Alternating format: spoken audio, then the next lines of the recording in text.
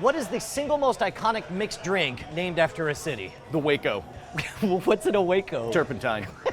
Turpentine and sadness. The modern road makes a Manhattan.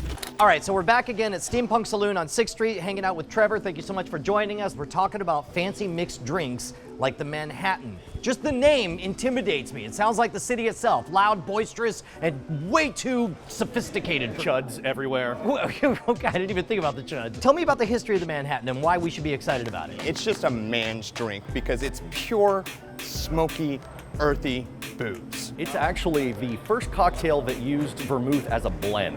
The origins of it are apocryphal. A lot of people say that it was created for a party at the Manhattan Bar. They claim this, of course, for Winston Churchill's mother. And she requested a particular recipe, the guy made it, and from then on it's been called the Manhattan. What if you're like me and don't know the first thing? I don't even know what ingredients go into a Manhattan. It's just simply bourbon, Yep. bitters, Yep. and sweet vermouth. Okay, now what are bitters? This is pretty standard any bar. This is an Angostura aromatic bitters. This is like the salt or the ketchup of a drink. Can I smell it? or- Yes, absolutely. It smells like Worcestershire sauce. Don't. Okay, yeah, you don't drink them direct. No. Okay, all right. So we're gonna have our mixing tins here. We're gonna start out with 2 ounces of a bourbon. Bourbon is different from whiskey, is different from scotch. There are different types of whiskeys. But bourbon is what? Bourbon is going to be from Kentucky, and it's at least 50% corn malt, Got it. whereas your rye whiskeys are gonna be 51% rye. In my mind, I'm just thinking Manhattan equals bourbon, always bourbon. So we're gonna use 2 ounces of some Kentucky bourbon. All right.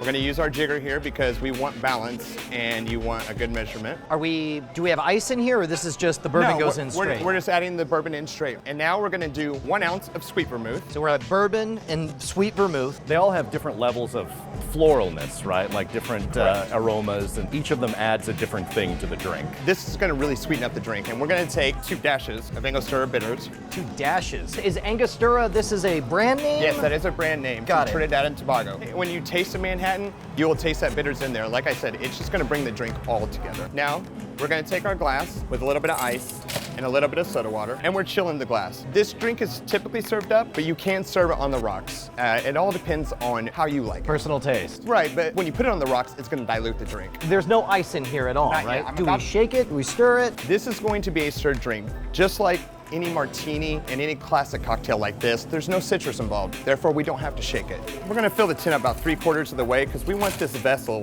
to be completely cold. Most people agree that the best way to serve a Manhattan, no matter how you make it, is very, very cold. So now you'll see the tin starting to get cold throughout.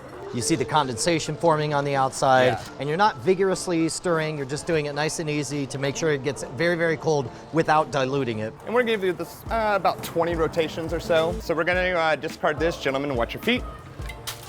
We're gonna cap this off with our strainer, and we're simply going to pour this out, and you get a nice caramel color. Manhattans are typically served with a cherry. You'll typically see like a cheap maraschino cherry. Yeah. But I went a little extra today. Got a gluten-free cherry. Just goes in the center right Nicely there. done. Some people prefer not to garnish it because that is room where whiskey belongs. Yeah, but then you get your vitamins, right? Here, I'm gonna give this a taste. That is so smooth. Yeah. You can taste some of that smoky flavor in there. That's what I was talking about with the bitters. That's what really brings the drink together. Okay, so we got 2 ounces of bourbon, 1 ounce of sweet vermouth, 2 dashes of aromatic bitters. Is there a mnemonic I can remember all this? Well, I would say 212 because that happens to be the area code. New York City. Of New York City, 212, brilliant. Can't forget dude, that. I'm gonna remember 212 forever. Yeah, I don't know why I'm shaking your hand. I should be drinking this. Take that, get out of here. Oh, so smooth, so smooth. Oh, I'm sorry. I was just playing my favorite made-up virtual reality game, Laser Blazer Razors. It's a fantasy game in which I could actually get fresh razors without going to a grocery store and feeling like a criminal as they unlock glass cases and give me a background check just to buy some freaking overpriced razors.